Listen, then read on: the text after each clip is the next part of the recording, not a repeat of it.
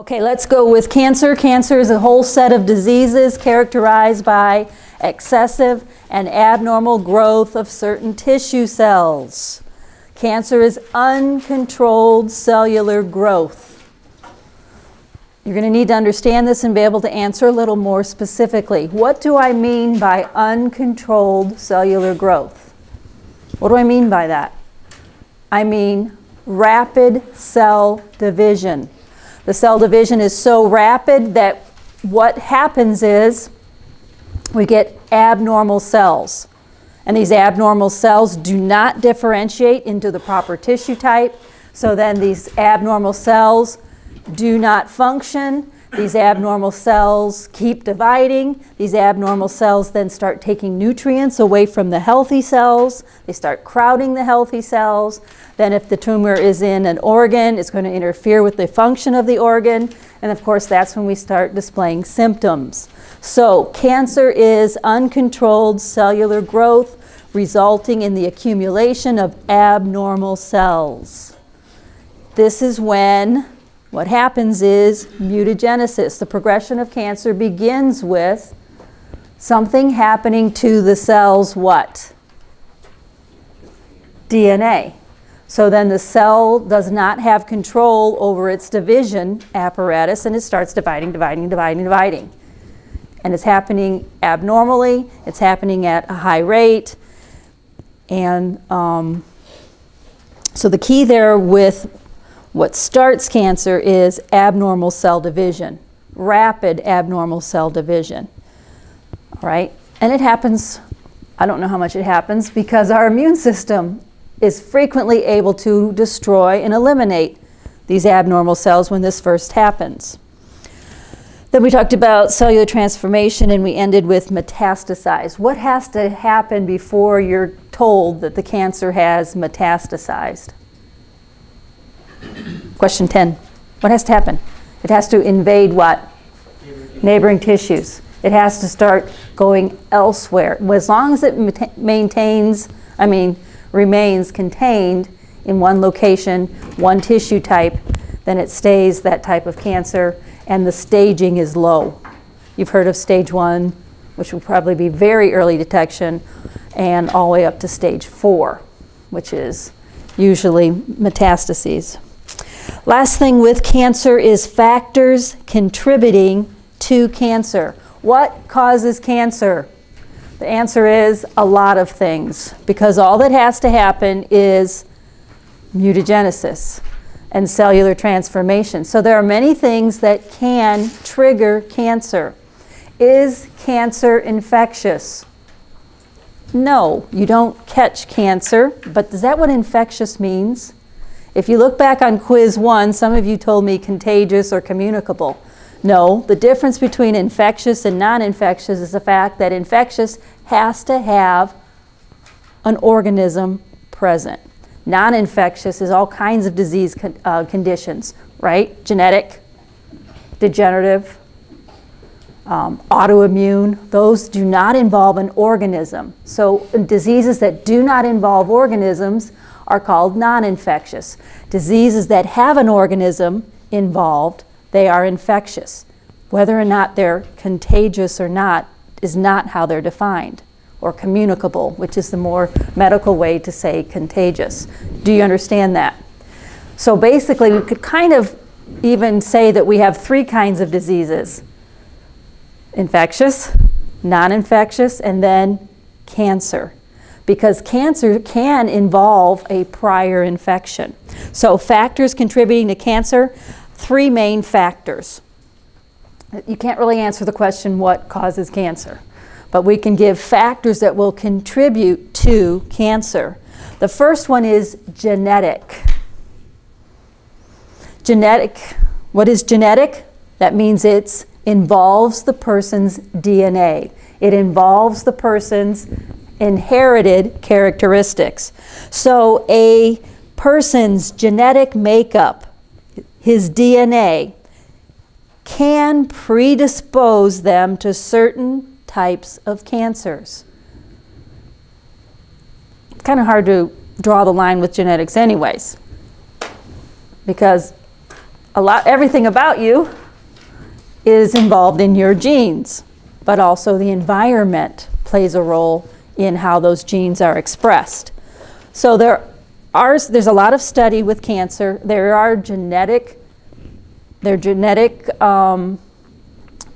use the word predisposes you, makes you more susceptible to certain kinds of cancers. There's a lot of study going on with genetics and cancer. There's a whole field here. They call them oncogenes. And it seems like people that get this certain type of cancer tend to have this genetic trait, but there's no direct cancer gene, okay? That if you have this gene, you will get this cancer. That connection has not been made.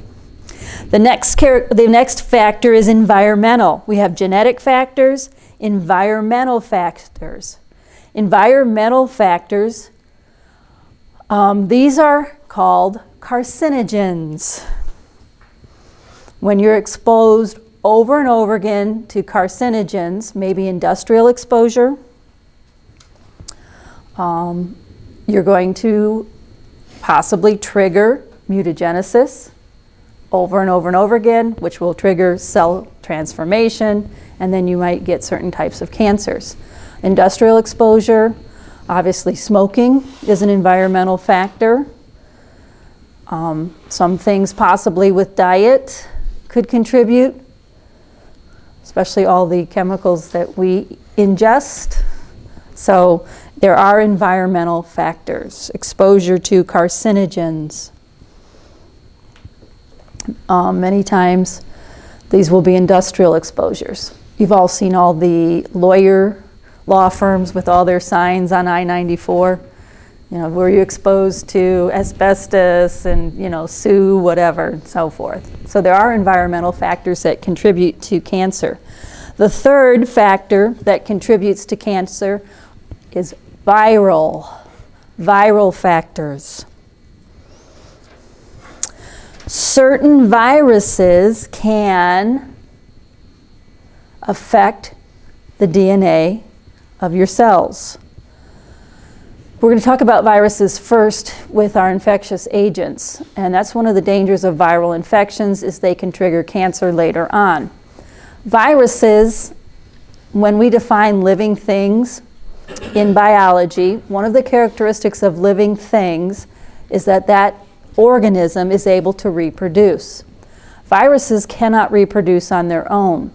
Viruses have to attach to a cell, inject their DNA, and they take over the cell's replication processes, and they make the cell make virus particles.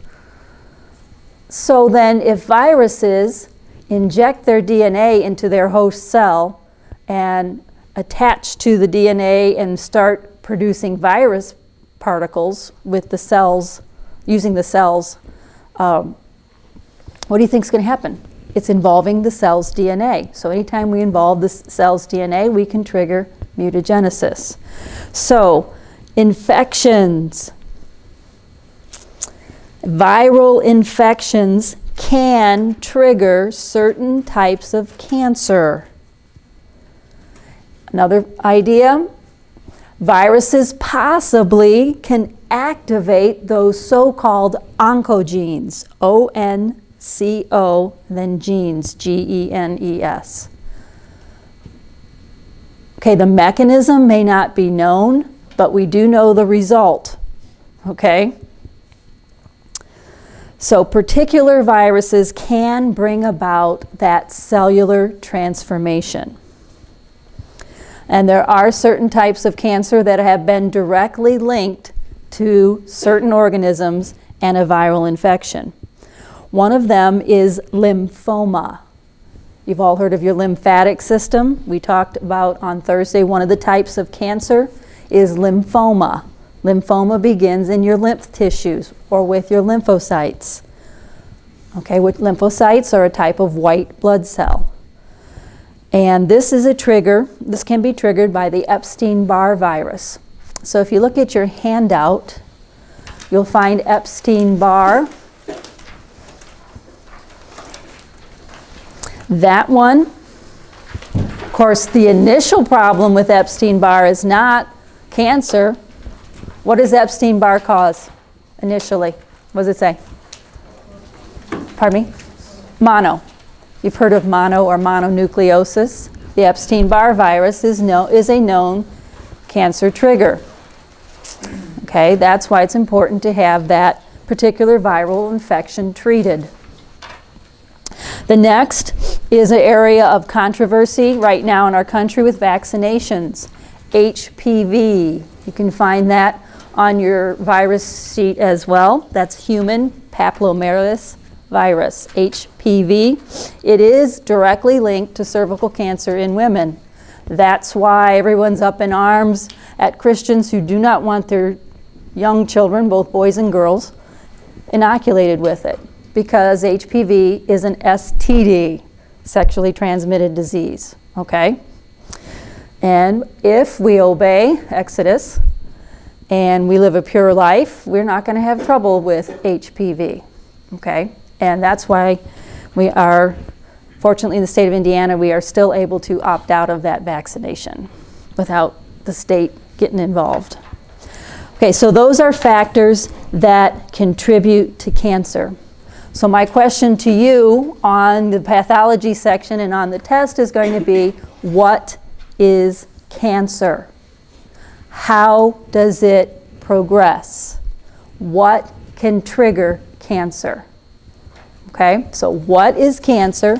How does it progress? And what are factors that contribute to it? And cancer, again, is in a category all by itself.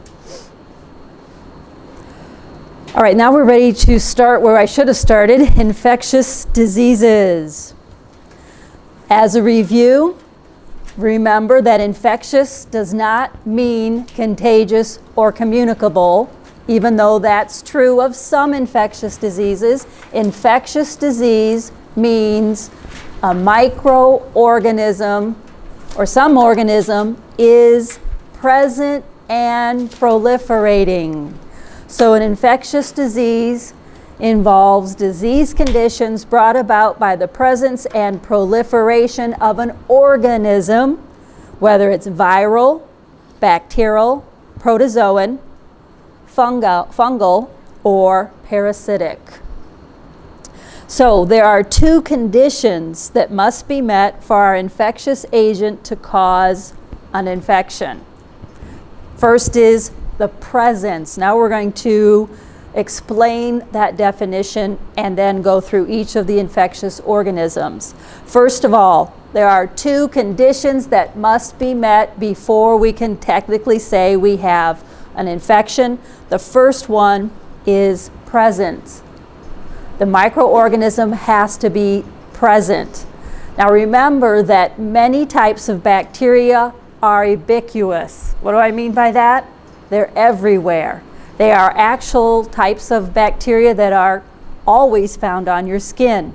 It's part of what's called your normal flora.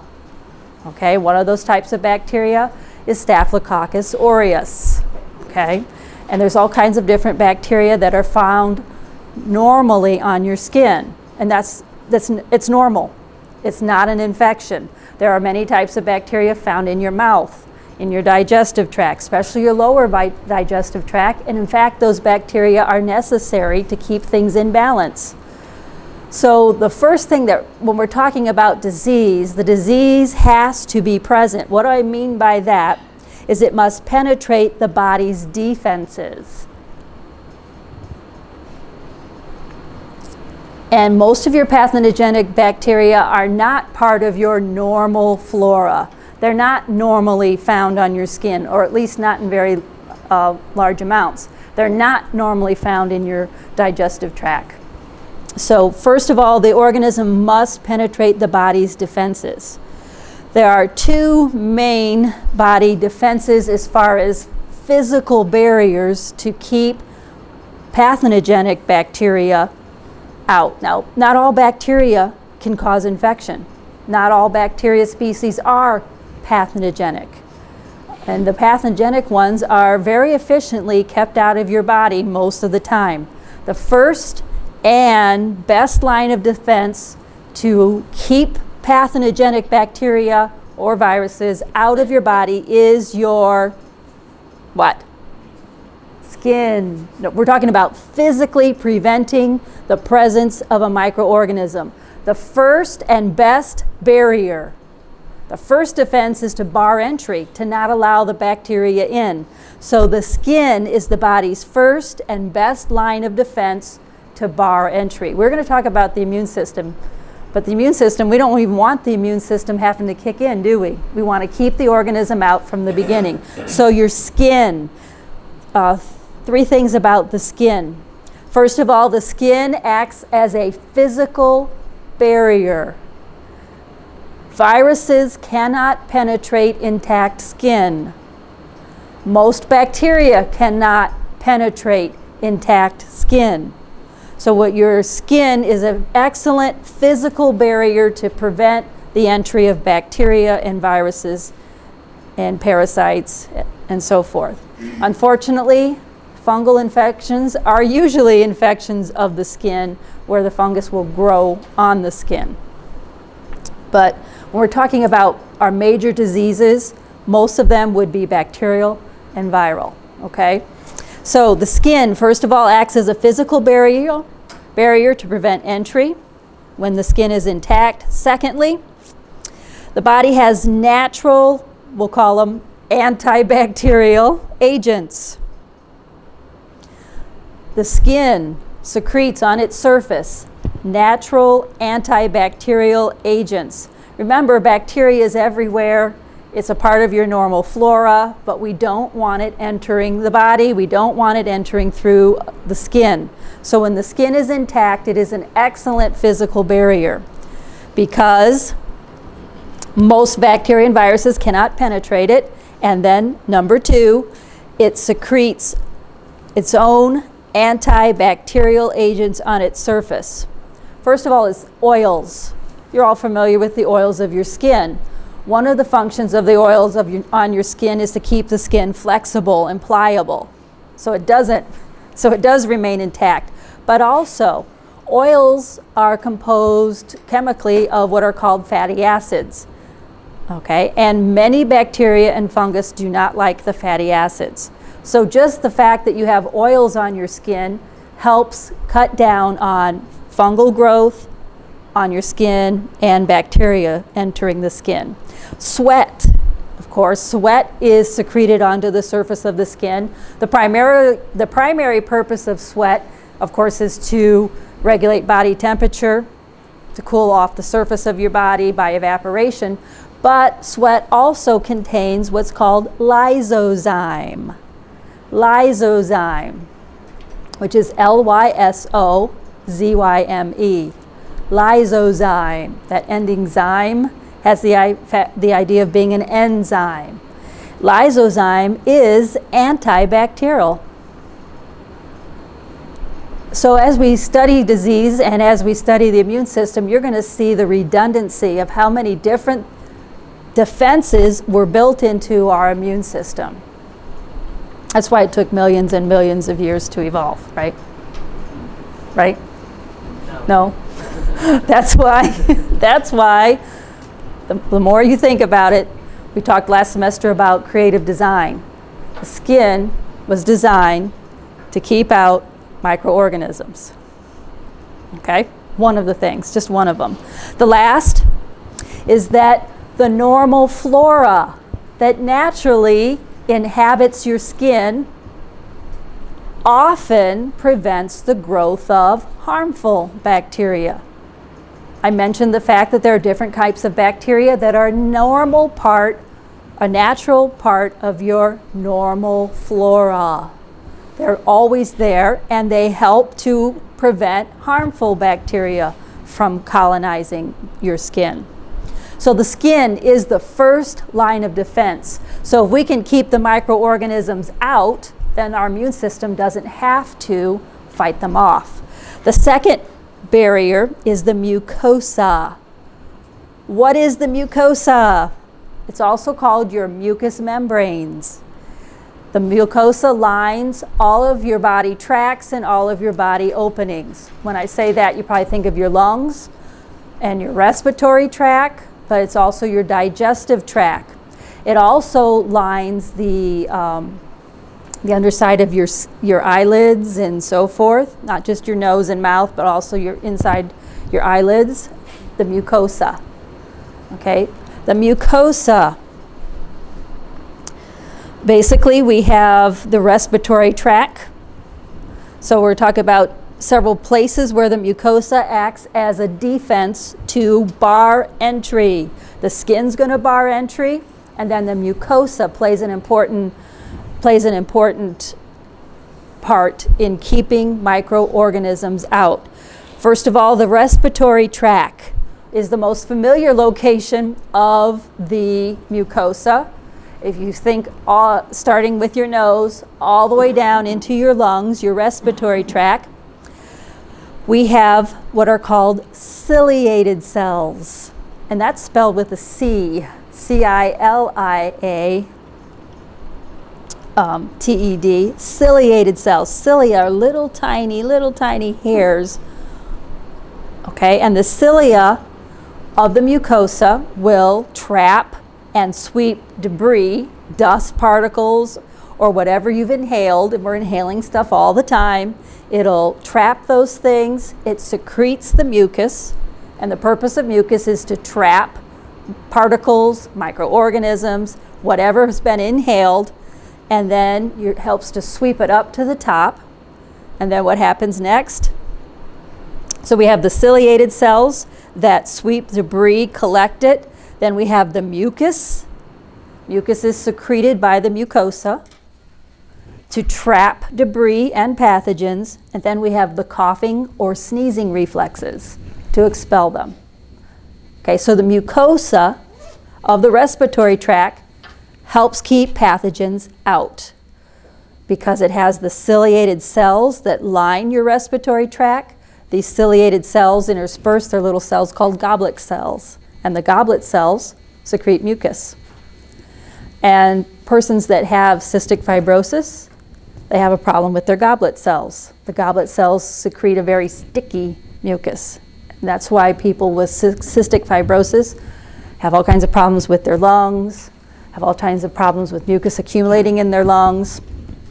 Many times they'll get pneumonia, and then they can't handle it, and so forth. Then, of course, the coughing and sneezing reflexes, specifically designed to what? Expel pathogens, expel dust and dirt, or whatever you've inhaled.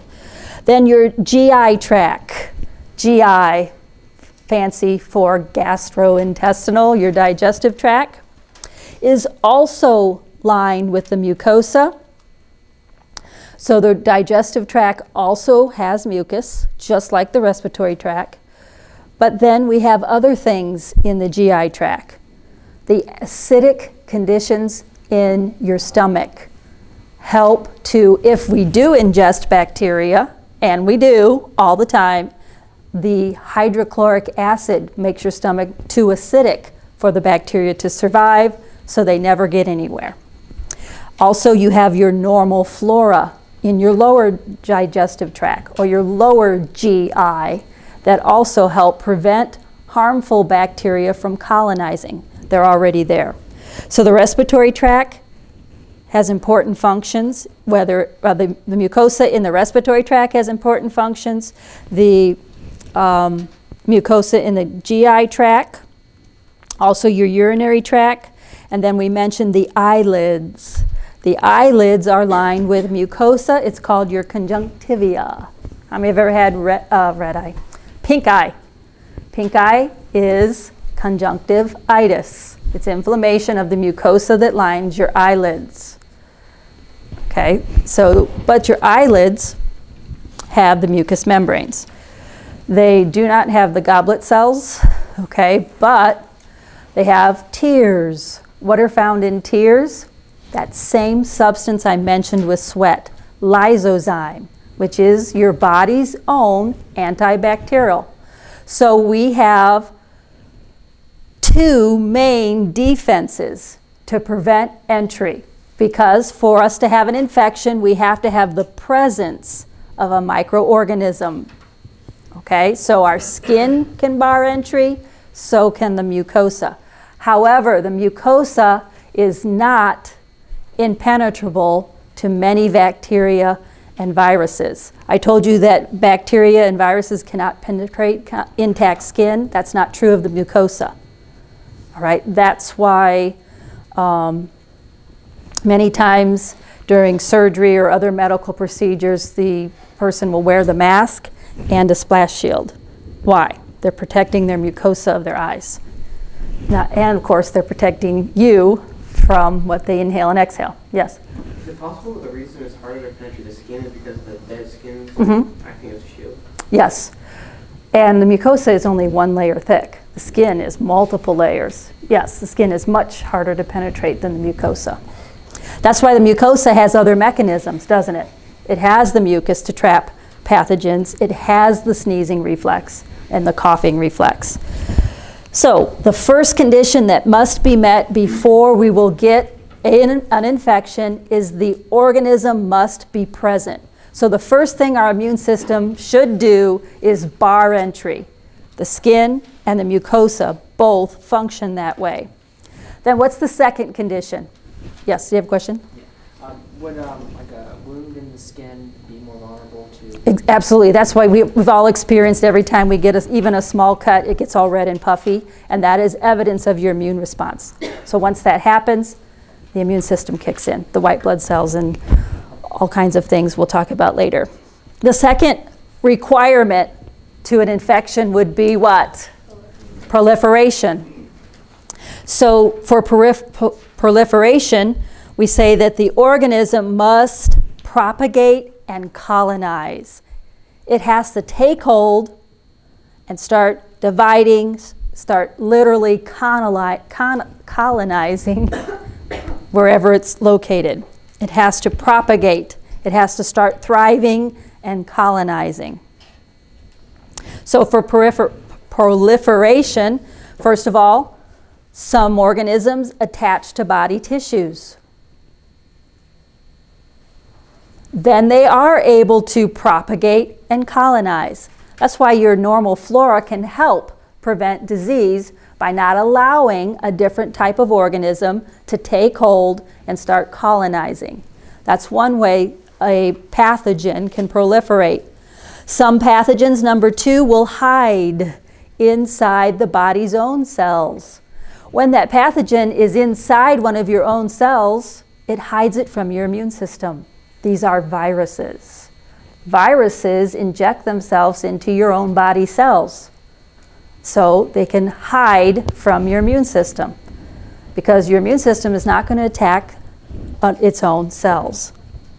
The third way that organisms can proliferate is they have some type of mechanism to avoid the body's immune system. Example is many pathogenic bacteria have an outer capsule that's slimy, quite literally. Some of your bacteria that cause lung infections have a capsule, so then the body's white blood cells cannot engulf and ingest it, which is their normal way of destroying foreign cells. Your white blood cells, it's called phagocytosis. They will literally engulf and then digest particles, pathogens, dead cells, whatever needs to be eliminated. And some of your respiratory infections that are caused by bacteria, the bacteria has a capsule, okay? And so then literally the white blood cell cannot get a hold of it to engulf it and ingest it. So there are three ways that an organism can proliferate. It can attach to body tissues, start growing. It can hide inside individual cells. This is particularly true of viruses. Or it has some type of mechanism to avoid the body's immune system, such as a capsule. Some of them are literally slimy. They have a layer of slime. They might have special attachment devices where they can attach. It just depends on the pathogen. So, two conditions that must be met: presence and proliferation. All right, so the next thing I want to talk about is modes M-O-D-E-S, modes of pathogenicity. Modes of pathogenicity. What do I mean? This question would be, how does this pathogen start causing disease? What are some things that pathogens do to the body that cause symptoms? Modes. How do they start causing problems? Basically, there are 4 ways that an organism, and we'll start calling them pathogens, okay? There are 4 ways that a pathogen causes symptoms. Modes of pathogenicity. How does that organism cause problems? The first way is deprivation. They literally deprive cells of needed oxygen and nutrients. They deprive the regular cells. They deprive some of your body cells needed oxygen and nutrition. They're there.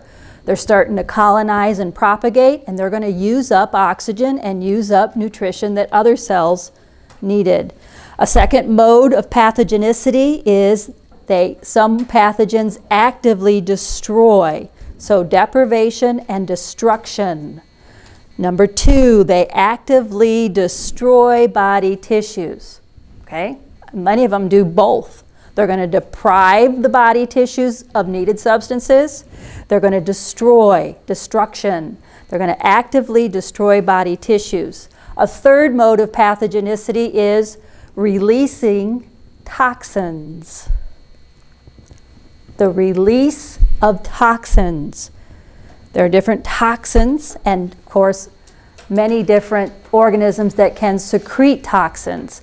A toxin is a harmful chemical. Okay? How many have ever heard of tetanus? Tetanus is a bacterial infection. In fact, it's one of the few bacterial infections that we have vaccinations for. But actually, the vaccination isn't to the tetanus bacteria. Okay? It's to the toxin that the tetanus bacteria secretes. That toxin is a neurotoxin. Okay, and tetanus used to be called lockjaw because the tetanus toxin will interfere with muscle contraction. Okay, and so the person that got tetanus died because their body muscles became paralyzed. Not just their jaw, but apparently that was the first one that was noticeable. All right, they couldn't breathe because their respiratory muscles were paralyzed. So there are many organisms that do that. The tetanus, if you look on the bacteria part of your handout, that's on there. It's a Clostridium bacteria. It secretes neurotoxins. Another one in the same bacterial family causes botulism. And botulism is caused by the secretion of toxins. The organism itself isn't doing damage, but the toxins, the chemicals it releases, cause damage. So, modes of pathogenicity. We have deprivation, destruction, the releasing of toxins, and the fourth one you should recognize, cellular transformation. So where's that going? Cancer. Okay, and these of course are viruses. Okay, so modes of pathogenicity. What is an infection doing to your body? What are those organisms doing? Many of them can do 3 of them. Many of them can do 2 of them, especially the first 2. They're going to deprive your normal cells, and they could destroy them, release toxins, or even transform them, and later on you'll have trouble with cancer. All right, now I'm going to go through quickly each one of those organisms. Today I'm going to go through viral and bacterial, and then we'll spend a little time on the next class period on the other 3. I do want to spend some time on malaria. Okay? All right, so viral infections. You're going to need that handout or you will not keep up. So I want you, first of all, to understand what a virus is, and then what are some causes, what are some viral infections, and then we want to talk just a little bit about preventative and treatment. Okay, so if you look at that, you should be able to keep up with me and kind of mark some things in that. So, viral diseases. First thing, what are viruses? You're going to want to make special note of the phrase subcellular parasites. These, as we mentioned, one of the ways that an organism can escape the immune system is by hiding in the body's own cells. This refers specifically to viruses. Viruses are subcellular parasites. What does subcellular mean? Smaller than a cell. Okay, and they're not even technically considered to be alive. Of course, there's always argument back and forth. How are we going to define life? Are viruses alive? Well, viruses cannot replicate or divide on their own. They have to invade a cell and take over that cell's DNA and force the cell to start making little virus particles. That's why viruses can be dangerous as far as cellular transformation is concerned. So it is viruses that can trigger cancer, not bacteria, and so forth. All right, so subcellular, they're smaller than cells. They are parasites inside cells. Most of the time when you think of a parasite, if you're like me, you think of a worm or something, and that's a very large organism compared to a virus, and it's living off a host. Well, viruses are similar, but except for the host is a single cell. So they're subcellular parasites, and the next thing, that invade a specific target cell. Viruses are very specific to what kind of cell. They can't just go in and attach to any old cell and start replicating. Viruses have specific target cells. Illustration is HIV. HIV, everything has to match up on the molecular level, or the cell cannot attach and inject, or the virus cannot inject its DNA into the cell. HIV, of course, stands for what? That's the AIDS virus commonly, human immunodeficiency virus. The AIDS virus attacks a particular type of white blood cell. It's a T cell. In fact, we've even named the T cell very specifically. It's the THCD4 cell. And so the HIV virus can only attach to that cell because the attachments fit, if you understand what I'm saying. And it's able to inject its DNA, take over those cells. That's why the human immunodeficiency virus is called that, because it destroys the immune system by attacking and destroying and attaching to very specific, they're called T helper cells. They turn on your immune system. That's why people who develop AIDS lose their immune abilities, okay? And all viruses are like that. They are subcellular. That means they attack a particular cell. They inject their DNA, or it could be RNA, into the cell, take it over, but only specific cells. Specific viruses target and attach themselves to specific cells. Okay? So a virus is made up of different parts. Okay? And a virus is the one that can hide from the immune system by invading host cells, so the immune system does not attack it. Also, viruses are not cells. So, you cannot take an antibiotic and affect a viral infection. Antibiotics are triggered to disrupt and destroy cells. So, if you take an antibiotic for a viral infection, what are you doing? Nothing. Okay? The virus has no cell membrane. The virus is not a cell. The antibiotic does nothing. Okay? That's why we should not have indiscriminate use of antibiotics. That's why you need to go to the doctor and get a prescription. Okay? You're in a third world country. That, of course, would be an exception. You're not going to be able to go to the doctor and get a prescription. I imagine you might even be able to go to some type of pharmacy and get whatever you want. But that's not the case here, and for good reason. Okay, so I'm adamantly against people sharing antibiotics and just indiscriminately, oh, I'm sick, I'm going to take it, I got a sore throat, I'm going to take an antibiotic. Okay, don't do that. If you're forced into those circumstances, that might happen, but not if you live in the United States. Okay, little sermonette for you. All right, so do you understand that? So when I ask you on quizzes for the treatment of a viral infection, you are not going to write, what are you not going to write? Antibiotics. Do you understand why? They're worthless. Viruses are not cells. Antibiotics do nothing for viral infections. You say, but I had a viral infection and I took antibiotic and I got better. Well, your immune system did that for you, okay? So you do also want to watch the type of doctor that you go to. If a doctor doesn't listen to what you have to say and the doctor just throws an antibiotic at you, not so good. Now, maybe if you have a history of always having strep throat, which is bacterial, fine. But you understand what I mean? Indiscriminate use of antibiotics is not good, and it's not helpful anyways. So viruses, they're subcellular, they're not cells. They invade specific targets, and the structure.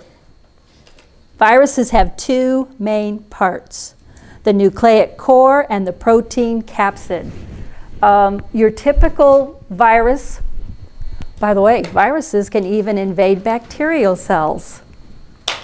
Okay, that's how small they are. A typical virus has it's called the nucleic core because it contains, so it's going to have some type of core. Okay, and that core is made up of either DNA, excuse my artwork, but that core is made up of either DNA or RNA. So the nucleic core inside, and then it has some type of capsid. So this is the nucleic core. It's either DNA or RNA, depending on the virus type, and this is the protein capsid that encases the nucleic core. Then, depending on the type, some bacteria, or some viruses, have attachment devices. And even some viruses have an extra envelope called a viral envelope that also helps them be transported and so forth. But all of them have to have a nucleic core, that's their DNA or their RNA, that they're going to literally inject into their host cell, and some type of capsid to encase it. All right, so viruses are intercellular or subcellular parasites with a specific target cell. They're tiny, they're not cells, they're subcellular. The size is about 20 to 200 nanometers. Do you know what a nanometer is? Well, a millimeter is 1,000th of a meter, right? A micrometer or a micrometer is another 3 zeros, a millionth of a meter. A nanometer adds another 3 zeros, it's a billionth of a meter. Okay, tiny, tiny. Then the route of infection. Route of infection. Okay, first of all, they target specific cells, so they tend to be more local. Many times, another one, they don't destroy the host cell, and this causes a latent infection. In other words, they can be there a long time, then they can show up later, cause symptoms later. AIDS is very much like this. You can be so-called HIV positive for a long time. The virus is there, it's in your cells, it's kind of dormant, and it can show up later. That's a viral characteristic. Then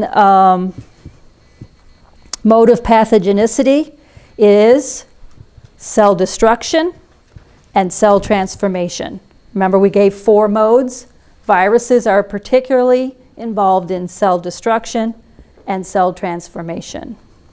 Preventative, vaccinations.